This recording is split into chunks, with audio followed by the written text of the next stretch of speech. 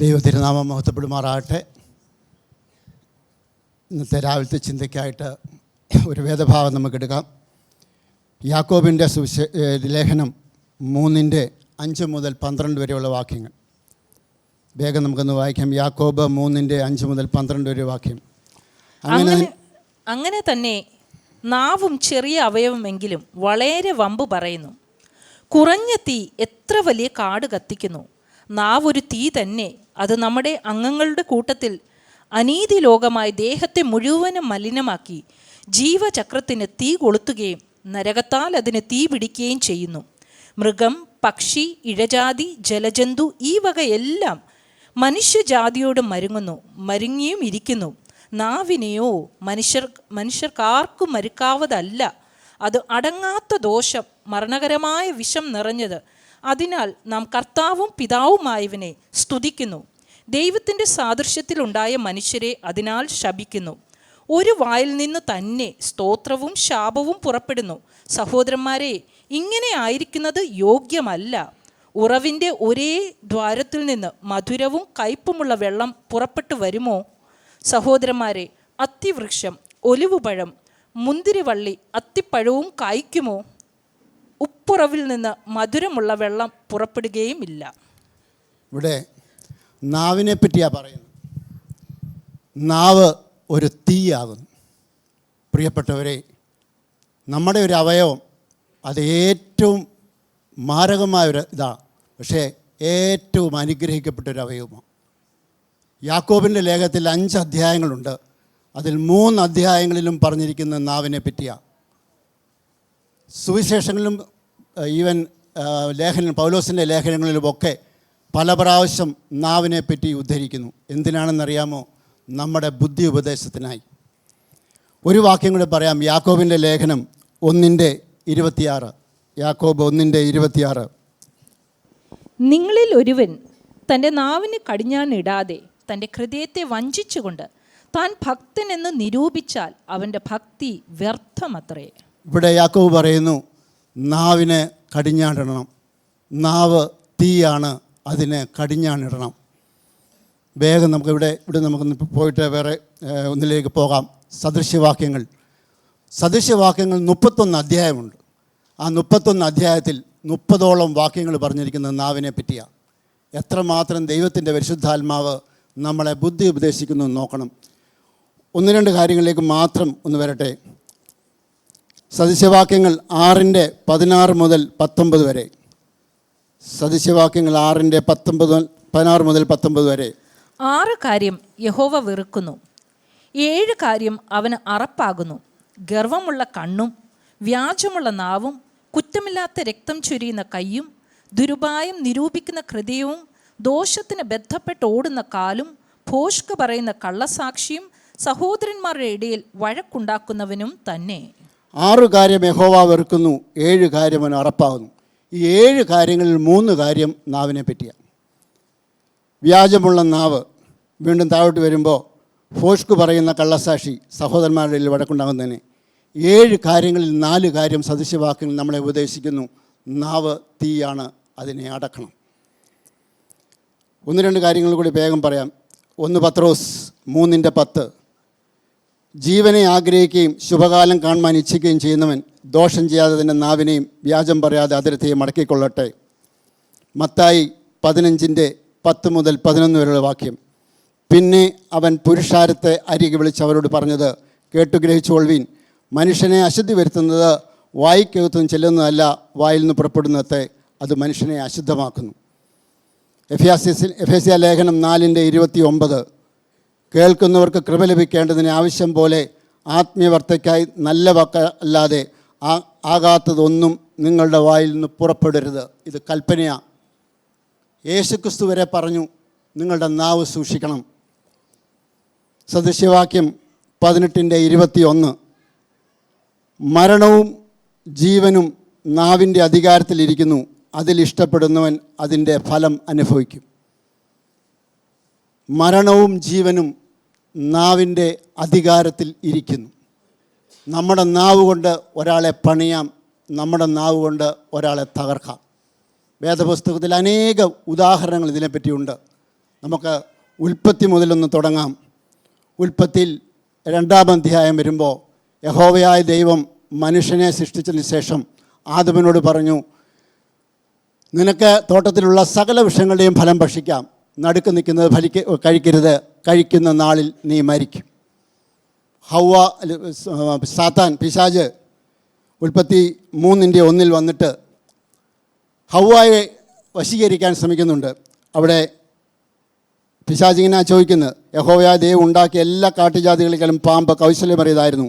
അത് സ്ത്രീയോട്, തോട്ടത്തിലെ യാതൊരു വൃക്ഷത്തിൻ്റെയും ഫലവും നിങ്ങൾ തിന്നരുതെന്ന് ദൈവം വാസ്തവമായി കൽപ്പിച്ചിട്ടുണ്ടോ? അവിടെ ഒരു എക്സാഗ്രേഷനാണ്. ദൈവം ഒരു വൃക്ഷത്തിൻ്റെ ഫലം കഴിക്കരുതെന്ന് പറഞ്ഞു. പിശാചി ചോദിക്കുന്നത് എല്ലാ വൃക്ഷത്തിലും കഴിക്കരുതെന്ന് വെച്ചാൽ എക്സാഗ്രേഷൻ ഓൾവേസ് കം ഫ്രം സൈത്താൻ. നമ്മുടെ വായിൽ നോക്കണം, എക്സാഗ്രേഷൻ എപ്പോഴും വരുന്നുണ്ടെങ്കിൽ അത് പൈശാചികമാണ് പ്രിയപ്പെട്ടവരെ. അതിന് മറുപടിയായി ഉൽപ്പത്തി 3:2 മുതൽ 3 വരെ ഹവ്വ പറയുന്ന വാക്ക്, സ്ത്രീ പാമ്പിനോട്, തോട്ടത്തിലെ വൃക്ഷങ്ങളുടെ ഫലം നിങ്ങൾക്ക് തിന്നാം, എന്നാൽ നിങ്ങൾ മരിക്കാതിരിക്കേണ്ടതിന് തോട്ടത്തിന് നടുവിലെ വൃക്ഷത്തിൻ്റെ ഫലം തിന്നരുത്, തൊടുകയും അരുത് എന്ന് പറഞ്ഞു. ദൈവം 3 കാര്യമേ പറഞ്ഞുള്ളൂ, ഹവ്വ 4 കാര്യം അതിനകത്തിട്ടു. എന്ന് വെച്ചാൽ ലാസ്റ്റിൽ പറഞ്ഞത് കയ്യിൽ നിട്ടതാണ്.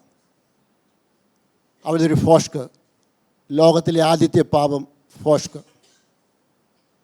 അവിടെ ഒരു ഫോഷ്ക്ക് പറഞ്ഞപ്പോൾ പിശാചിന് ഒരു വാതിൽ തുറന്ന് കിട്ടി. പ്രിയപ്പെട്ടവർ, നമ്മുടെ നാവ് ഓർത്തോണം, എപ്പോഴെങ്കിലും ഒരു ചെറിയ കള്ളത്തരം. ഇവിടെ ഹവ്വ വലിയ കള്ളത്തരമൊന്നുമല്ല പറയുന്നത്, ശരിക്കും ആവേശം കൂടി പറഞ്ഞതാണ്. ശരിക്കും ദൈവത്തെ സപ്പോർട്ട് ചെയ്യാനായിട്ട് ഒരു കാര്യം കൂടെ കൈ നിട്ടാ, പക്ഷേ കാര്യങ്ങളെല്ലാം കൈവിട്ടുപോയി. ഓർത്തോണം, നമ്മുടെ നാവ് കള്ളം പറയാനുള്ളതല്ല പ്രിയപ്പെട്ടവരെ. ഫോഷ്ക്ക് അത്ര വലിയ പാവമാണോ? നമുക്ക് വെളിപാട് പുസ്തകത്തിലേക്ക് വരാം. വെളിപാട് 21:8. വെളിപാട് 21:8. എന്നാൽ ഭീരുക്കൾ, അവിശ്വാസികൾ, അറയ്ക്കപ്പെട്ടവർ, കൊലപാതകന്മാർ, ദുർനടപ്പുകാർ, ക്ഷുദ്രക്കാർ, ബിംബാരാധികൾ എന്നിവർക്കും ഭോഷ്ക പറയുന്ന ഏവർക്കുമുള്ള ഓഹരി തീയും ഗന്ധകവും കത്തുന്ന പൊയ്കയിലത്രേ. അത് 2-ാമത്തെ മരണം. ഫോഷ്ക്ക് പറയുന്നുള്ള ഓഹരി തീപ്പൊയ്ക. മറക്കരുത് പ്രിയപ്പെട്ടവരെ, ദൈവം കണക്കിടും. ചെറിയ കാര്യത്തിന് പോലും നമ്മുടെ നാവ് ചലിപ്പിക്കുന്നത് എന്താണെന്ന് ഓർത്തോണം. പലപ്പോഴും ചെറിയ കാര്യങ്ങളായിരിക്കും പറയുന്നത്. ഇവിടെ ഹവ്വ വലിയ കഥയൊന്നുമല്ല പറഞ്ഞത്, ഹവ്വ ഒരു കാര്യസാധ്യത്തിനുമല്ല പറഞ്ഞത്, ദൈവത്തെ ഒന്ന് സപ്പോർട്ട് ചെയ്ത് പറഞ്ഞതാണ്. പക്ഷേ മാനവരാശിയുടെ എല്ലാ ഇതും അതിൽ മറിഞ്ഞുപോയി പ്രിയപ്പെട്ടവരെ. ഒരു പാപം, ഒരു ഫോഷ്ക്ക് ലോകത്തെ മാറ്റിമറിച്ചു. ഇതേ നാവ് കൊണ്ട് അനുഗ്രഹിക്കപ്പെട്ട ഒരു മനുഷ്യൻ്റെ പേരുണ്ട്. ഉൽപ്പത്തി പുസ്തകം 22-ാം അധ്യായത്തിലേക്ക് വരുമ്പോൾ അബ്രഹാമിനോട് ദൈവം പറഞ്ഞു, നിൻ്റെ ഏകജാതനായ മകനെ ഞാൻ കാണിക്കുന്ന മലയിൽ യാഗം കഴിക്കുക. അങ്ങനെ 3 ദിവസത്തെ യാത്ര കഴിഞ്ഞ് 3-ാം ദിവസം ഈ മൊറിയാമലയുടെ താഴെ ചെന്നു. അവിടെ ചെല്ലുമ്പോൾ ഉൽപ്പത്തി 22:5 വാക്യം, അബ്രഹാം ബാല്യക്കാരോട്, നിങ്ങൾ കഴുതയുമായി ഇവിടെ ഇരിപ്പീൻ, ഞാനും ബാലനും അവിടത്തോളം ചെന്ന് ആരാധന കഴിച്ച് മടങ്ങി വരാം എന്ന് പറഞ്ഞു. ഞാനും ബാലനും ആരാധന കഴിച്ച് മടങ്ങി വരാം. അതെങ്ങനെയാണ് അബ്രഹാമെ അത് നടക്കുന്നത്? മോറിയാമലയുടെ മുകളിൽ പോകും, യാഗപീഠം അടുക്കും, അവിടെ ഇസഹാക്കിനെ വെക്കും, വെട്ടിഞ്ഞൊറുക്കും, കത്തി ചാമ്പലാക്കും. പിന്നെ എങ്ങനെയാണ് തിരിച്ചു വരുന്നത്? അബ്രഹാം പറഞ്ഞത് വിശ്വാസത്തിൻ്റെ വാക്കുകൾ. പ്രിയപ്പെട്ടവരെ, ജീവിതത്തിൻ്റെ ഏറ്റവും വലിയ പ്രതിസന്ധിയുടെ നടുക്ക് അബ്രഹാം പറഞ്ഞത് വിശ്വാസത്തിൻ്റെ വാക്കുകൾ. അടുത്ത കുറച്ച് സ്റ്റെപ്പ് കൂടെ വെക്കുമ്പോൾ മകൻ ചോദിക്കുന്നൊരു ചോദ്യമുണ്ട്, അപ്പ തീയും വിറകുമുണ്ട്, യാഗത്തിനുള്ള ആട്ടിൻകുട്ടി എവിടെ? മകനെ, യഹോവ കരുതിക്കൊള്ളും. തൻ്റെ ജീവിതത്തിൻ്റെ ഏറ്റവും വലിയ ക്വസ്റ്റ്യൻ മാർക്കിന് മുമ്പിൽ 3500 വർഷങ്ങൾക്ക് മുമ്പ് പഴയ നിയമത്തിൽ ഒരു പ്രവാചകൻ പറയുന്നു, യഹോവ കരുതിക്കൊള്ളും. ഇന്ന് പരിശുദ്ധാത്മാവ് നമ്മുടെ ഉണ്ട്. ജീവിതത്തിൻ്റെ പ്രതിസന്ധിയുടെ കണ്ടിയിൽ നമ്മളെന്താ പറയുന്നത്? വിശ്വാസത്തിൻ്റെ വാക്കുകളോ അതോ അവിശ്വാസത്തിൻ്റെ വാക്കുകളോ? ഇവിടെ എന്താ സംഭവിച്ചത്? അബ്രഹാം വിശ്വാസത്തിൻ്റെ വാക്ക് പറഞ്ഞപ്പോൾ ആ മലയുടെ അങ്ങേ സൈഡിൽ കൂടി ദൈവം അബ്രഹാമിനുള്ള വിടുതലിനെ ഒരാടിനെ മുകളിലോട്ട് കയറ്റിക്കൊണ്ടിരിക്കുക. പ്രിയപ്പെട്ടവരെ, ദൈവത്തിൻ്റെ സ്വഭാവത്തിന് ഒരിക്കലും ഒരു മാറ്റവും വരത്തില്ല. അന്നത്തെ ദൈവം തന്നെ ഇന്നും അതേ ദൈവം തന്നെയാണ്, അതേ സ്വഭാവം തന്നെയാണ്. ഞാനും നിങ്ങളും ജീവിതത്തിൻ്റെ പ്രതിസന്ധികളാകുന്ന മോറിയാമലയുടെ മുകളിലോട്ട് കയറി പോകുമ്പോൾ വിശ്വാസത്തിൻ്റെ വാക്ക് പറയാൻ ഞാനും നിങ്ങളും തയ്യാറാണെങ്കിൽ ദൈവം നിങ്ങൾക്കുള്ള വിടുതലിനെ നിങ്ങളുടെ കണ്ണിന് മറച്ച് ആ മലയുടെ അങ്ങേ ചെല്ലു കൂടി മുകളിലോട്ട് കയറാൻ ദൈവം വിശ്വസ്തനാണ് പ്രിയരെ. ദൈവം അബ്രഹാമിൽ കൂടി നമ്മളോട് സംസാരിക്കുക. വിശ്വാസത്തിൻ്റെ വാക്ക് പറയാൻ നിങ്ങൾ തയ്യാറാണോ? അബ്രഹാം അവിടെ ഒന്ന് വിശ്വസിച്ചെന്താ? അബ്രഹാം അവിടെ ശരിക്കും ഹൃദയം നിറഞ്ഞു കവിയുന്നതല്ലോ വായ പ്രസ്താവിക്കുന്നു. അബ്രഹാമിൻ്റെ വിശ്വാസമാണ് അവിടെ അബ്രഹാം വിളിച്ചു പോലെ. എന്താ അബ്രഹാം വിശ്വസിച്ചത്? ഈ അധ്യായത്തിൻ്റെ ആദ്യത്തെ വാചകം 22:1 അവിടെ എന്താ പറയുന്നത് അറിയാമോ? അതിനുശേഷം ദൈവം അബ്രഹാമിനെ പരീക്ഷിച്ചത് എങ്ങനെയെന്നാൽ. അത് മതി. അതിനുശേഷം ഏതിനു ശേഷമാണ്? 21-ാം അധ്യായം 12-ാം വാക്യത്തിൽ ഇത് കിടപ്പുണ്ട്. ദൈവം ബലപ്പെടുത്തിയതിനു ശേഷമാണ് അബ്രഹാമിനോട് പറഞ്ഞത്. 21-ാം അധ്യായം 12-ാം വാക്യം. എന്നാൽ ദൈവം അബ്രഹാമിനോട്, ബാലന്റെ നിമിത്തവും ദാസിയുടെ നിമിത്തവും നിനക്ക് അനിഷ്ടം തോന്നരുത്. സാറ നിന്നോട് പറഞ്ഞതിലൊക്കെയും അവളുടെ വാക്ക് കേൾക്ക. ഇസഹാക്കിൽ നിന്നുള്ളവരല്ലോ നിന്റെ സാക്ഷാൽ സന്തതി എന്ന് വിളിക്കപ്പെടുന്നത്. രണ്ടാമത്തെ പാർട്ട്, ഇസഹാക്കിൽ നിന്നുള്ളവരല്ലോ നിന്റെ സന്തതി എന്ന് വിളിക്കപ്പെടുന്നത്. ഇസഹാക്കിൽ നിന്നുള്ളവനാണ് നിന്റെ സന്തതി പരമ്പര എന്ന് ദൈവം അവിടെ വെച്ച് പറഞ്ഞു. അതിനുശേഷമാണ് ദൈവം അബ്രഹാമിനെ പരീക്ഷിക്കുന്നത്. ഇതായിരുന്നു അബ്രഹാമിൻ്റെ വിശ്വാസം. അബ്രഹാം വിശ്വസിച്ച് എന്താണെന്നറിയാമോ? മുകളിൽ പോയി ഞാൻ യാഗപീഠം എടുക്കും, അവിടെ ഇസഹാക്കിനെ കിടത്തും, വെട്ടിഞ്ഞൊരുക്കും, കത്തിച്ചാമ്പലാക്കും, ചാരമാകും. പക്ഷേ ആ ചാരത്തിൻ്റെ മുമ്പിൽ നിന്നുകൊണ്ട് ഞാൻ പറയും, എൻ്റെ ഇസഹാക്കിനെ എനിക്ക് മടക്കി വേണം. കാരണം ദൈവത്തിൻ്റെ വാഗ്ദാനങ്ങളെല്ലാം ഉവ്വ എന്ന. ഇതെവിടെ കിടപ്പുണ്ട്? എബ്രായ ലേഖനം 11:18 മുതൽ 19 വരെ വാക്യത്തിലുണ്ട്. ഇസഹാക്കിൽ നിന്ന് ജനിക്കുന്നത് നിൻ്റെ സന്തതി എന്ന് വിളിക്കപ്പെടുമെന്ന് അരുളപ്പാട് ലഭിച്ചു. വാഗ്ദാനങ്ങളെ കൈക്കൊണ്ടവൻ തൻ്റെ ഏകജാതനെ അർപ്പിച്ചു. മരിച്ചവരുടെ ഇടയിൽ നിന്ന് ഉയർപ്പാൻ ദൈവം ശക്തനെന്ന് എണ്ണുകയും അവരുടെ ഇടയിൽ നിന്ന് എഴുന്നേറ്റ പോലെ അവനെ തിരികെ പ്രാപിക്കുകയും ചെയ്തു. ഇസഹാക്ക് മരിക്കുമെന്ന് അബ്രഹാം വിശ്വസിച്ചു. പക്ഷേ ചാരത്തിന് മുമ്പിൽ നിന്നുകൊണ്ട് എൻ്റെ ഇസഹാക്കിനെ ഞാൻ മടക്കി ചോദിക്കും. ഇതുകൊണ്ടാണ് അബ്രഹാം പറഞ്ഞത് വിശ്വാസത്തിൻ്റെ വാക്കുകൾ. പ്രിയപ്പെട്ടവരെ, കഴിഞ്ഞകാല ജീവിതത്തിൽ ദൈവം ഒത്തിരി വാഗ്ദാനങ്ങൾ നമ്മൾ തന്നിട്ടില്ലേ? ആ വാഗ്ദാനങ്ങൾ ഒരുപക്ഷെ ഇന്നൊരു ചാരമായി കിടക്കുന്നതാക്കി. ആ വാഗ്ദാനങ്ങൾ മുമ്പിൽ എന്ന് പറഞ്ഞു, കർത്താവേ, എനിക്ക് നീ തന്ന വാഗ്ദാനം ചാരമായി കിടക്കുന്നു, എൻ്റെ ഇസഹാക്കിനെ എനിക്ക് മടക്കി വേണം. എത്ര പേർക്ക് അതിന് ആമേൻ പറയാൻ കഴിയും? ദൈവം വിശ്വസ്തനാണ് പ്രിയപ്പെട്ടവരെ. ദൈവത്തിൻ്റെ വാഗ്ദാനങ്ങളെല്ലാം ഊവെന്ന. നമുക്ക് വേഗം ഒന്ന് മുന്നോട്ട് പോകാം. 2 കൊരിന്ത്യർ 4:13 പൗലോസ്ലീഹ എഴുതുന്നു, ഞാൻ വിശ്വസിച്ചു അതുകൊണ്ട് ഞാൻ സംസാരിച്ചു എന്ന് എഴുതിയിരിക്കുന്ന പോലെ വിശ്വാസത്തിൻ്റെ അതേ ആത്മാവ് ഞങ്ങൾ വിശ്വസിക്കുന്നു അതുകൊണ്ട് സംസാരിക്കുന്നു. വിശ്വസിക്കുന്നത് പറയണം പ്രിയപ്പെട്ടവരെ. ഇനി സംഖ്യാപുസ്തകത്തിലേക്കൊന്ന് കടന്നു വരാം. അവിടെ കാദേശ് ഭ്രമയിൽ വെച്ച് 12 ഒറ്റുകാരെ അയക്കുക. 12 ഒറ്റുകാർ പോയി തിരിച്ചു വന്നു. അവർ റിപ്പോർട്ട് കൊടുത്തു. ആ 10 പേര് അവരിങ്ങനെ പറഞ്ഞതാ. സംഖ്യാപുസ്തകം 13:27 മുതൽ 28 വരെ.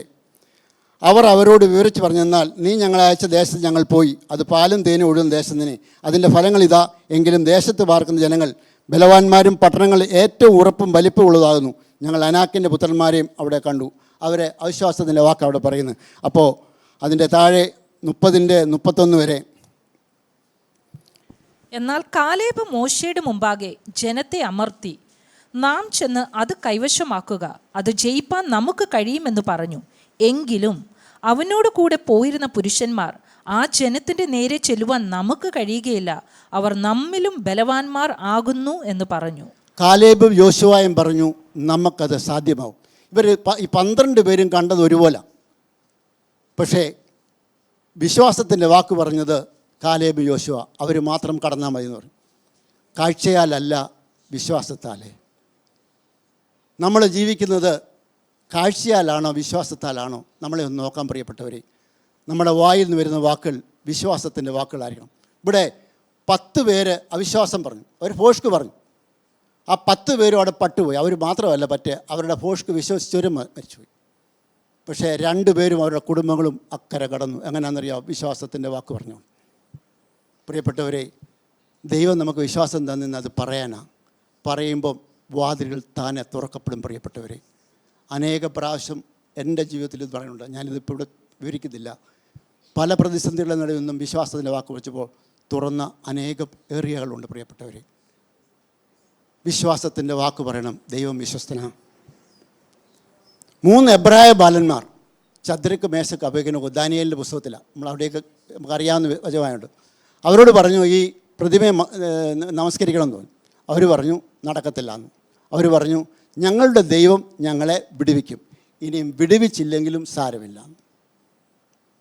നാലാമനായി എൻ്റെ കർത്താവ് അവരെ കൈപിടിച്ച് നടത്തി. ആ ബാലന്മാരെ വിശ്വാസത്തിൻ്റെ വാക്ക് പറഞ്ഞു അനുഗ്രഹിക്കപ്പെട്ടു. പ്രിയരെ, ഇനിയും ദാവീദിൻ്റെ കടയിലേക്ക് ഒന്ന് നടന്നു വരാം. ദാവീദ് ബർശേബ കുളിക്കുന്നത് കണ്ടു. അവളെ വിളിച്ചു വരുത്തി അവിടെ കൂടെ ശയിച്ചു. അവൾ ഗർഭിണിയായി. ഊരിയാവിൻ്റെ തലയിൽ അത് വെച്ച് കെട്ടാൻ നോക്കി, നടന്നില്ല. അവസാനം ഊരിയാവിനെ കൊന്നു. ആ സമയത്ത് ദാവീദൊന്നും ആരും അറിഞ്ഞു. അവൾ എന്നിട്ട് ബർശേബയെ തൻ്റെ ഭാര്യയായി സ്വീകരിച്ചു. ആ സമയത്ത് നാഥാം പ്രവാചകൻ വന്നിട്ട് പറയുകയാണ് ഒരു കഥയായിട്ട്. അതായത് ഒരു ധനവാനായ മനുഷ്യനുണ്ടായിരുന്നു, അതിൻ്റെ കൂടെ തൊട്ടടുത്ത് തന്നെ ഒരു പാവം പിടിച്ച മനുഷ്യനുണ്ടായിരുന്നു. ധനവാനായ മനുഷ്യന് ഇഷ്ടംപോലെ ആടുകളുണ്ടായിരുന്നു. ആ പാവം പിടിച്ച മനുഷ്യന് ഒരു പെണ്ണാട് മാത്രമേ ഉള്ളായിരുന്നു. ഈ ധനവാൻ്റെ വീട്ടിൽ വഴിയാത്രക്കാർ വന്നപ്പോൾ ഈ പാവം പിടിച്ചൻ്റെ വീട്ടിലെ ഈ പെണ്ണാടിനെ പിടിച്ച് കൊന്ന് അവർക്ക് വിരുന്നൊരുക്കി. അപ്പോൾ ദാവീദ് രോഷം കൊണ്ട് അങ്ങ് നിറഞ്ഞിട്ട് ദാവീദോട് പറയുന്നുണ്ട് 2 ശമൂവേൽ 12:5 മുതൽ 6 വരെയുള്ള വാക്യങ്ങൾ. അപ്പോൾ ദാവീദിന്റെ കോപം ആ മനുഷ്യന്റെ നേരെ ഏറ്റവും ജ്വലിച്ചു. അവൻ നാഥാനോട്, യഹോവയാണ് ഇത് ചെയ്തവൻ മരണയോഗ്യൻ. അവൻ കനിവില്ലാതെ ഈ കാര്യം പ്രവർത്തിച്ചതുകൊണ്ട് ആ ആടിനു വേണ്ടി 4 ഇരട്ടി പകരം കൊടുക്കണമെന്ന് പറഞ്ഞു. നാഥാൻ ദാവീദിനോട് പറഞ്ഞത്, ആ മനുഷ്യൻ നീ തന്നെ. ഇസ്രായേലിൻ്റെ ദൈവമായ യഹോവ ഇപ്രകാരം അരുളിച്ചെയ്യുന്നു, ഞാൻ നിന്നെ ഇസ്രായേലിന് രാജാവായിട്ട് അഭിഷേകം ചെയ്തു, നിന്നെ ശൗലിൻ്റെ കയ്യിൽ നിന്ന് വിടുവിച്ചു. ഞാൻ നിനക്ക് നിൻ്റെ യജമാനൻ്റെ ഗൃഹത്തെയും നിൻ്റെ മാർവിടത്തിലേക്ക് നിൻ്റെ യജമാനൻ്റെ ഭാര്യമാരെയും തന്നു. ഇസ്രായേൽ ഗൃഹത്തെയും യഹൂദ ഗൃഹത്തെയും നിനക്ക് തന്നു. പോരായെങ്കിൽ ഇന്നതും കൂടെ ഞാൻ നിനക്ക് തരുമായിരുന്നു. നീ യഹോവയുടെ കൽപ്പന നിരസിച്ച് അവൻ അനിഷ്ടമായുള്ളത് ചെയ്തത് എന്തിന്?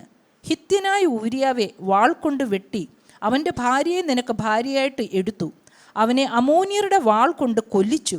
നീ എന്നെ നിരസിച്ച് ഹിത്യനായ ഊരിയാവിൻ്റെ ഭാര്യയെ നിനക്ക് ഭാര്യയായിട്ട് എടുത്തതുകൊണ്ട് വാൾ നിൻ്റെ ഗൃഹത്തെ ഒരിക്കലും വിട്ടുമാറുകയില്ല. ദാവീദ് ആദ്യം പറയുന്നത് എന്താണെന്നറിയോ? 4 ഇരട്ടി പങ്ക് കൊടുക്കണം. പിന്നീട് അവിടെ തന്നെ നാദാൻ പറയുന്നുണ്ട്, ഈ ബെർശേബയിലുള്ള കുഞ്ഞ് മരിച്ചു പോകും. ആ കുഞ്ഞ് മരിച്ചു. പിന്നീട് ദാവീദിൻ്റെ ഒരു മകൻ അമ്മോൻ താമാർ എന്ന് പറയുന്ന വേറൊരു ഭാര്യയിലെ മകളെ അശുദ്ധിയാക്കി. അതിൻ്റെ ദേഷ്യത്തിൽ അബ്ശാലോം അമ്മോനെ കൊന്നു. അബ്ശാലോമിനെ നിങ്ങൾക്കറിയാം, കരുവേലത്തിൻ്റെ കിടന്നപ്പോൾ ദാവീദിൻ്റെ ഭൃത്യന്മാർ കൊന്നു. അത് കഴിഞ്ഞ് സോളമൻ്റെ കാലത്ത് അദോനിയാവ് എന്ന് പറയുന്ന വേറൊരു ഭാര്യയുടെ മകനുണ്ട്. അവൻ വന്നിട്ട് ചോദിച്ചത്രയേ ഉള്ളൂ, ദാവീദിൻ്റെ ലാസ്റ്റ് ടൈമിൽ അവനെ ശുശ്രൂഷിച്ച ഒരു ലേഡിയുണ്ട്, അവളെ എനിക്ക് ഭാര്യയായി തരണം. അവിടെ വെച്ച് ശലോമോൻ അദോനിയാവെ കൊല്ലുന്നു. 4 കൊലപാതകങ്ങൾ ആ വീട്ടിൽ നടന്നു. ദാവീദിൻ്റെ വായിൽ നിന്ന് എന്താ വന്നെന്നറിയാമോ? 4 ഇരട്ടി പങ്ക് കർത്താവ് കൃത്യമായിട്ട് കൊടുത്തു. ഒന്നുകൂടെ പറയുന്നുണ്ട് നാഥാൻ അവിടെ വെച്ച്, നീ എന്നെ നിരസിച്ച ഹിത്യനായ ഊരിയാവിൻ്റെ ഭാര്യ നിനക്ക് ഭാര്യ എടുത്തുകൊണ്ട് വാൾ നിൻ്റെ ഗൃഹത്തിൽ നിന്ന് ഒരിക്കലും വിട്ടുമാറുകയില്ല. ഇന്നും ദാവീദിൻ്റെ ഗൃഹത്തിൽ നിന്ന് വാൾ വിട്ടുമാറിയിട്ടില്ല.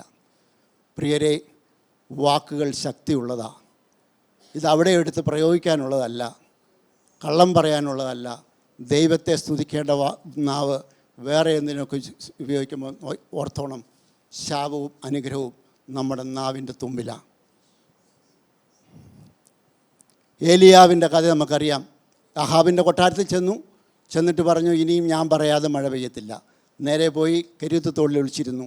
അവിടെ വെച്ച് കെരീത്തത്തോട് വറ്റിയപ്പം ദൈവം പറഞ്ഞു, ഞാനൊരു വിധവയോട് നിന്നെ പോലറ്റേണ്ടെന്ന് പറഞ്ഞിട്ടുണ്ട്, സാറാഫാത്തിലേക്ക് പോകാൻ പറഞ്ഞു. അവിടെ ചെന്ന് വിധവയെ സാറാഫാത്തിൽ വെച്ച് കാണുന്നു. ആ കാണുന്ന സമയത്ത് വിധവയോട് പറയുന്ന വാക്ക്, വിധവയോട് പറഞ്ഞു, എനിക്ക് വിറവിറക്കൊണ്ടിരിക്കുക, എനിക്ക് കുറച്ച് വെള്ളം വേണം. ആ വെള്ളം പറയുന്ന കൂട്ടത്തിൽ അവിടെ തിരിഞ്ഞപ്പം, വെള്ളം എടുക്കാനായിട്ട് തിരിഞ്ഞവൻ പറഞ്ഞു, എനിക്കൊരു അപ്പം കൊടുക്കണമെന്ന്. ആ സ്ത്രീ, ആ വിധവ അതിന് മറുപടി പറയുന്നൊരു വാചകമുണ്ട്. 1 രാജാക്കന്മാരുടെ പുസ്തകം 17:12. അതിനവൾ, നിന്റെ ദൈവമായ യഹോവയാണ്, കലത്തിൽ ഒരു പിടി മാവും തുരുത്തിയിൽ അല്പം എണ്ണയും മാത്രമല്ലാതെ എനിക്ക് ഒരപ്പവുമില്ല. ഞാനിതാ 2 വിറക് പെറുക്കുന്നു. ഇത് കൊണ്ടുചെന്ന് എനിക്കും മകനും വേണ്ടി ഒരുക്കി അത് ഞങ്ങൾ തിന്നിട്ട് മരിപ്പാനിരിക്കയാകുന്നു എന്ന് പറഞ്ഞു. യഹോവ അവളോട് പറഞ്ഞു, ക്ഷാമകാലം മുഴുവൻ ഞാൻ നിന്നെ പോറ്റാം, നീ ഈ പ്രവാചകനെ കരുതിക്കൊള്ളണം. അവൾ പറഞ്ഞത് എന്താണെന്നറിയാമോ? ഞങ്ങളിത് കഴിച്ചിട്ട് മരിക്കാനിരിക്കുകയാണ്. താഴോട്ട് വായിക്കുമ്പോൾ നിങ്ങൾക്കറിയാം, ഈ ലേഡിയുടെ മകൻ മരിച്ചു. പിന്നീട് ഏലിയാവ് അതിനെ ഉയർപ്പിക്കുന്നുണ്ട്. പക്ഷേ അവളുടെ വായിൽ നിന്ന് വന്നത് അവിശ്വാസത്തിൻ്റെ വാക്കുകൾ. ഇവിടെ പറയുന്നുണ്ട്, നിൻ്റെ ദൈവമായ യഹോവയാണ് എന്ന് വെച്ചാൽ ദൈവത്തെ അവർക്കറിയാം, ദൈവം പറഞ്ഞതും അറിയാം, കേട്ടുമുണ്ട്, അതിൻ്റെ കൂട്ടത്തിലുണ്ട്. പക്ഷേ അതിൻ്റെ കൂട്ടത്തിൽ വന്ന് അവിശ്വാസത്തിൻ്റെ വാക്കുകൾ. മകൻ മരിച്ചു, പറഞ്ഞ അതേ വാക്ക് തന്നെ സംഭവിച്ചു. പ്രിയപ്പെട്ടവരെ, മരണവും ജീവനും നാവിൻ്റെ അധികാരത്തിലിരിക്കുന്നു. യേശുക്രിസ്തുവിനെ ക്രൂശിൽ തൂക്കാനായിട്ട് വന്നപ്പോൾ പീലാത്തോസ് പറഞ്ഞു, ഞാൻ ഈ മനുഷ്യനിൽ യാതൊരു കാര്യവും കാണുന്നില്ല എന്ന് പറഞ്ഞ് കൈ കഴിച്ചപ്പോൾ ആ യഹൂദന്മാരന്ന് പറഞ്ഞൊരു വാചകമുണ്ട്. മത്തായിയുടെ സുവിശേഷം 27:25, അവൻ്റെ രക്തം ഞങ്ങളുടെ മേലും ഞങ്ങളുടെ മക്കളുടെ മേലും വരട്ടെ എന്ന് ജനമൊക്കെയും ഉത്തരം പറഞ്ഞു. AD 70 യഹൂദ ദേവാലയം, യെരുശലേം ദേവാലയം അവർ നിരപ്പാക്കി. അന്നോട്ട് ഇന്ന് വരെ അവരുടെ മേൽ വ്യാപരിക്കുന്നത് എന്താണെന്ന് നിങ്ങൾക്കറിയാം. കഴിഞ്ഞ 2000 വർഷമായി ഈ ജനം അനുഭവിച്ചതുപോലെ ലോകത്താരും അനുഭവിച്ചിട്ടില്ല. പാഴ്വാക്ക് പറഞ്ഞതാ, അവൻ്റെ രക്തം ഞങ്ങളുടെ മേലും ഞങ്ങളുടെ മക്കളുടെ മേലും വരട്ടെ. മരണവും ജീവനും നാവിൻ്റെ അധികാരത്തിലിരിക്കുന്നു. പ്രിയപ്പെട്ടവരെ, നാവ് തീയ, അതിന് കടിഞ്ഞാടണം. ഇത് ദൈവത്തിൻ്റെ പരിശുദ്ധാത്മാവ് നമ്മളെ ഓർപ്പിക്കുക. നാവ് തീയ, അതിന് കടിഞ്ഞാടണം. സ്തുതിയും സ്തോത്രവും പറയേണ്ട നാവെടുത്താണ് പലപ്പോഴും നമ്മൾ പലതിനും ഉപയോഗിക്കുന്നത്.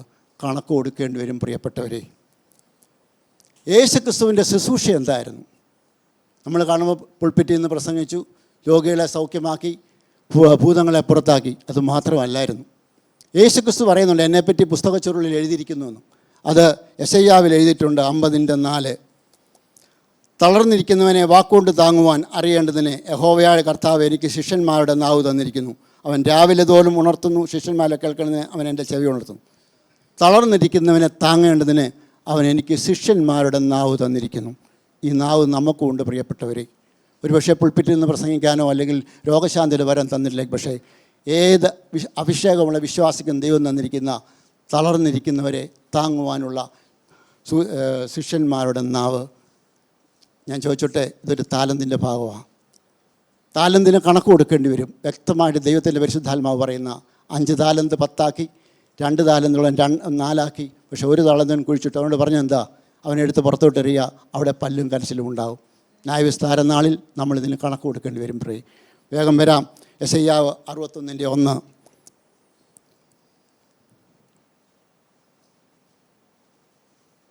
എളിയവരോട് സദ്വർത്തമാനം ഘോഷിപ്പാൻ യഹോവ എന്നെ അഭിഷേകം ചെയ്തിരിക്കൊണ്ട് യഹോവയായ കർത്താവിൻ്റെ ആത്മാവ് എൻ്റെ മേലിരിക്കുന്നു. ഹൃദയം നകർന്നവരെ മുറി കെട്ടുവാനും തടവർക്ക് വിടുതലും ബദ്ധന്മാർക്ക് സ്വാതന്ത്ര്യം വരിപ്പാനും. പിന്നെ ബാക്കിയുണ്ട്, അതവിടെ കിടക്കട്ടെ. എന്തിനാ ദൈവം നാവ്? യേശുക്രിസ്തു ശുശ്രൂഷ ഏതാണെന്നറിയാമോ? ദരിദ്രന്മാരുടെ സുവിശേഷം അറിയിച്ചു. പിന്നെന്ത് ചെയ്തു? ഹൃദയം തകർന്നവരെ മുറി കെട്ടുവാനും തടവുകാർക്ക് വിടുതൽ കൊടുക്കുവാനും. ഹൃദയം മുറികെട്ടുന്ന ശുശ്രൂഷ നമുക്കുള്ളതാണ് പ്രിയപ്പെട്ടവരെ. അതുകൊണ്ടാണ് യഹോവയായ ദൈവം എസ്കേൽ പ്രവാചകൻ്റെ പുസ്തകം 22:14 പറഞ്ഞിരിക്കുന്നത്, ഞാൻ നിന്നോട് കാര്യം തീർക്കുന്ന നാളിൽ നീ ധൈര്യത്തോടെ നിൽക്കുമോ? നിൻ്റെ കൈകൾ ബലപ്പെട്ടിരിക്കുമോ? യഹോവയായ ഞാൻ അത് അരുളി ചെയ്തിരിക്കുന്നു. ന്യായവിസ്താര നാളിൽ കണക്ക് ചോദിക്കുമ്പോൾ നമ്മളുടെ കൈകൾ ബലപ്പെട്ടിരിക്കുമോ പ്രിയപ്പെട്ടവരെ? നാവെന്തിനാ തന്നിരിക്കുന്നറിയാമോ? അനേകം തളർന്നിരിക്കുന്നവരെ താങ്ങുവാൻ. നാവെന്തിനാ തന്നിരിക്കുന്നതെന്നറിയാമോ? അനേകരുടെ ഹൃദയത്തിൻ്റെ മുറിവ് കെട്ടുവാൻ. ദൈവത്തിൻ്റെ പരിശുദ്ധാത്മാവ് നമുക്ക് തന്നതിൻ്റെ കണക്ക് ചോദിക്കും പ്രിയപ്പെട്ടവരെ, മറക്കരുത്.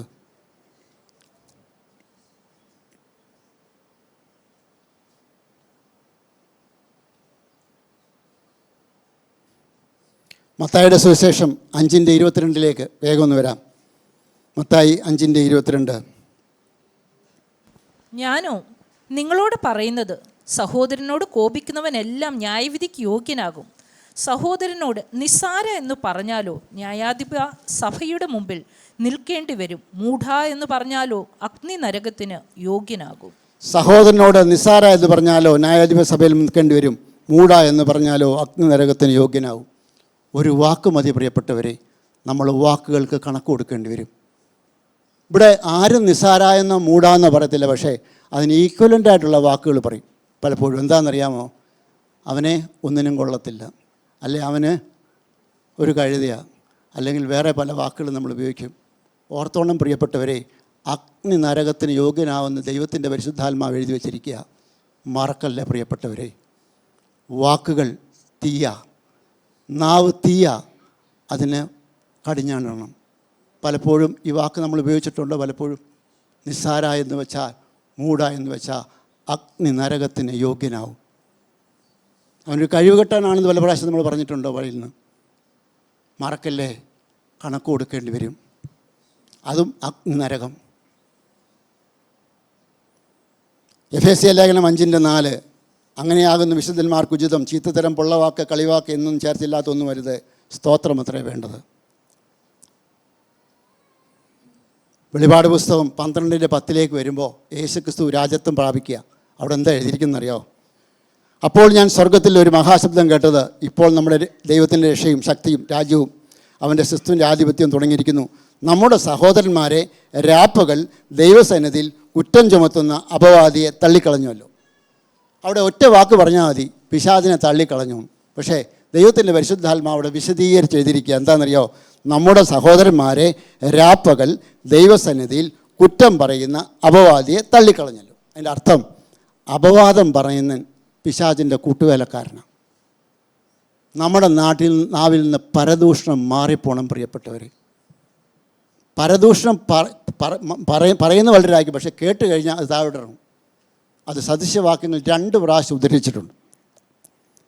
18:8, സദൃശ്യവാക്യം 18:8, ഏഷണിക്കാരൻ്റെ വാക്ക് സാധുഭോജനം ഇരിക്കുന്നു, അത് വയറ്റിൽ അറകളിലേക്ക് ചെല്ലുന്നു. ഇത് തന്നെയാണ് 26:22 പറയുന്നത്. 2 പ്രാവശ്യം സദൃശ്യവാക്യം ദൈവത്തിൻ്റെ പരിശുദ്ധാത്മ എഴുതി വച്ചിക്കുക.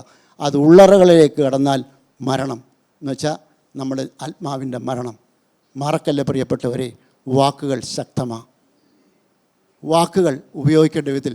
നാവ് തീയാകുന്നു, അതിന് കടിഞ്ഞാടണം. നമ്മുടെ ഡെസ്റ്റിനി തീരുമാനിക്കുന്നത് നമ്മുടെ നാവാണ്. ഇവിടെ യാക്കോബിൻ്റെ ലേഖനം നമ്മൾ 5 തൊട്ടാ തുടങ്ങിയ 4 പറയുന്നുണ്ട് കപ്പൽ എങ്ങനെയാണ് തിരിക്കുന്നതെന്ന്.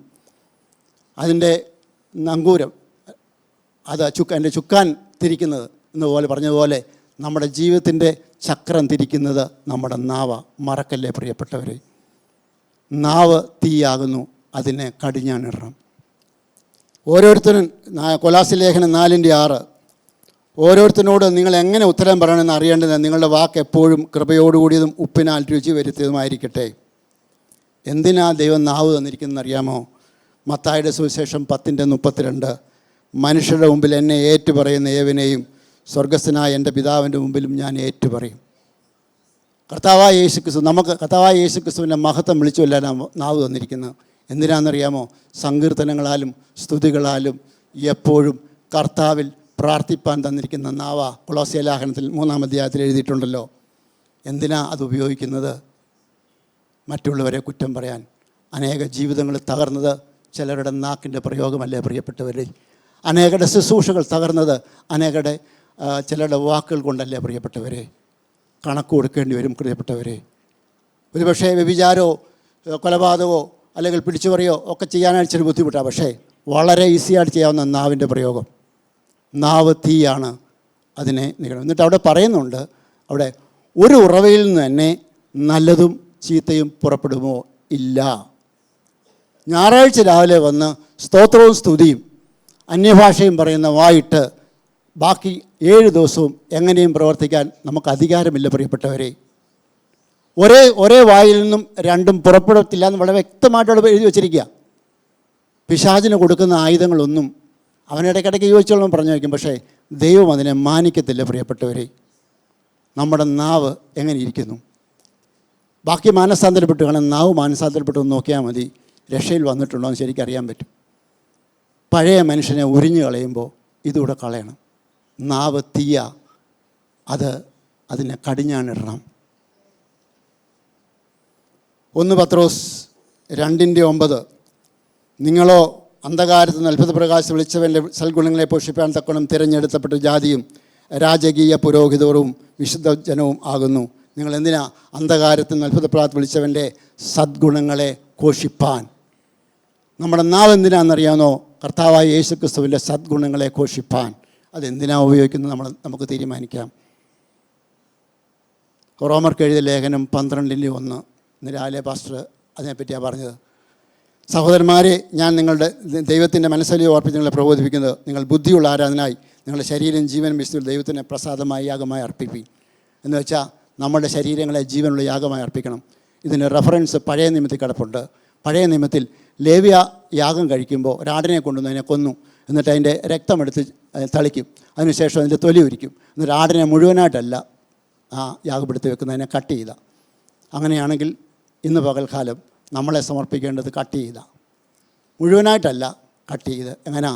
ഓരോ അവയവങ്ങളായിട്ട് ഒന്ന് സമർപ്പിച്ച് നോക്കിയേ. കാത്, കർത്താവെ ഞാൻ സമർപ്പിക്കുന്നു. കർത്താവെ ഞാൻ കണ്ണ് സമർപ്പിക്കുന്നു. കർത്താവെ ഞാൻ എൻ്റെ പാദങ്ങളെ സമർപ്പിക്കുന്നു. കർത്താവെ ഞാൻ എൻ്റെ നാവിനെ സമർപ്പിക്കുന്നു. ഒന്ന് പറഞ്ഞു നോക്കിയേ. പലപ്പോഴും നമ്മുടെ ചിന്തകളിലേക്ക് ദൈവം ഓരോ ചിന്തകളെ തരും. ഒന്ന് സമർപ്പിച്ചു കൊടുക്കുക പ്രിയപ്പെട്ടവരെ. നമ്മുടെ നാവ് മറ്റൊന്നിനുമല്ല. നമ്മുടെ നാവ് സ്തുതിയും സ്തോത്രവും പറയാനാ. പാഴ്വാക്കൊന്നും പറയാൻ നമുക്ക് അനുവല്ല. ഇഷ്ടംപോലെ വചനങ്ങളുണ്ട്. ഞാനിവിടെ സമയച്ചുരുക്കൊണ്ട് നിർത്തുക. ദൈവത്തിൻ്റെ പരിശുദ്ധാത്മാവോട് നമുക്കൊന്ന് പറയാം. കർത്താവേ, കഴിഞ്ഞ കാല ജീവിതത്തിൽ ഞാൻ പലതും ചെയ്തു. സഹോദരന്മാരെ ഞാൻ നിസ്സാര എന്ന് പറഞ്ഞു, ഞാൻ മൂടാന്ന് പറഞ്ഞിട്ടുണ്ട്. കർത്താവേ, എൻ്റെ വാക്ക് കൊണ്ട് കർത്താവേ പലതും ചെയ്തു പോയി. കർത്താവേ, ഒരു മാനസാന്തരത്തിൻ്റെ അനുഭവത്തിലേക്ക് ഞാൻ കടന്നു വരിക. എൻ്റെ നാവിനെ നീ ഒന്ന് ശുദ്ധീകരിക്കണം കർത്താവേ.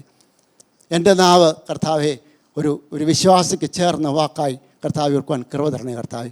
പണ്ടൊരു ദേവദാസൻ ഇങ്ങനെ പറഞ്ഞു, പ്രത്യേകിച്ച് വിശ്വാസികൾ ഏറ്റവും കൂടുതൽ കള്ളം പറയുന്നത് ഞായറാഴ്ച ദിവസം രാവിലെയാണ്. കാരണം എന്താണെന്നറിയോ? പലപ്പോഴും നമ്മുടെ ഹൃദയത്തിൽ നിന്ന് വരാത്ത വാക്കുകളാണ് നമ്മൾ പറയുന്നു. പ്രിയപ്പെട്ടവരെ, നമുക്കൊന്ന് ചിന്തിക്കാം. കർത്താവേ, എൻ്റെ നാവ് നിനക്കുള്ളതാ. കർത്താവേ, എൻ്റെ നാവ് നിനക്ക് സമർപ്പിക്കപ്പെട്ടതാ. കർത്താവെ, ഞാൻ എന്നെ സമർപ്പിക്കുന്നു. കർത്താവെ, എൻ്റെ നാവ് ഉപയോഗിച്ച് നിൻ്റെ നാമം ഉയർത്താനല്ലാതെ മറ്റൊന്നിനും ഇടയാക്കരുതേ. ഞാൻ അഗ്നി നരകത്തിന് യോഗ്യനാകാൻ ഇടവരല്ലേ എന്ന് നമുക്ക് എത്ര പേർക്ക് ആത്മാർത്ഥമായി പ്രാർത്ഥിക്കാൻ കഴിയും. അതിന് ദൈവം സംഗതിയാക്കട്ടെ എന്ന പ്രാർത്ഥനയോട് എൻ്റെ വാക്കുകളെ സംസാരിക്കുന്നു. ദൈവത്തിന് നാമത്തിൽപ്പെടുമാറാകട്ടെ. ഇന്നത്തെ ഈ സന്ദേശം നിങ്ങൾക്ക് അനുഗ്രഹമായി തീർന്നു എന്ന് ഞങ്ങൾ ആത്മാർത്ഥമായി വിശ്വസിക്കുന്നു. ഇതുപോലെയുള്ള അനുഗ്രഹിക്കപ്പെട്ട സന്ദേശങ്ങൾ തുടർന്നും കേൾക്കുവാൻ ദയവായി ഞങ്ങളുടെ ഈ ചാനൽ നിങ്ങൾ സബ്സ്ക്രൈബ് ചെയ്യുക. അതിലൂടെ നമ്മുടെ രക്ഷിതാവും കർത്താവും വീണ്ടെടുപ്പുകാരനുമായ യേശു കർത്താവുമായിട്ടുള്ള ദൃഢമായ ബന്ധത്തിൽ വളരുവാൻ അത് കാരണമായി തീരട്ടെ എന്ന് ഞങ്ങൾ പ്രാർത്ഥിക്കുന്നു. മറക്കാതെ ഇപ്പോൾ തന്നെ സബ്സ്ക്രൈബ് ചെയ്യൂ. ദൈവം നിങ്ങളെ അനുഗ്രഹിക്കുമാറാകട്ടെ.